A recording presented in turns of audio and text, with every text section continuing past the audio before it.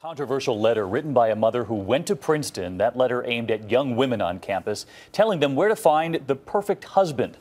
ABC's Lindsay Janis has been on this story, and tonight she has reaction already pouring in from so many of you. It's the letter making waves not just on Princeton's campus, but across the country, because it's filled with advice like this.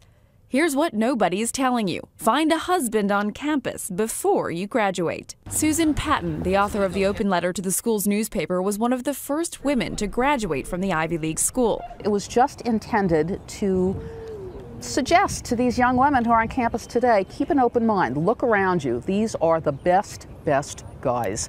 As Patton puts it, ultimately, it will frustrate you to be with a man who just isn't as smart as you. Princeton women told us she has a point, but they're not choosing husbands yet. I don't think her entire point is completely wrong. Girls do want to date guys who are as smart or smarter than them, but in practicality, we are all way too young to be getting married now. The letter is also stirring up intense debate online and on the street. One woman writing to us saying, "I'm a 41-year-old single woman and I would advise any freshman in college the same."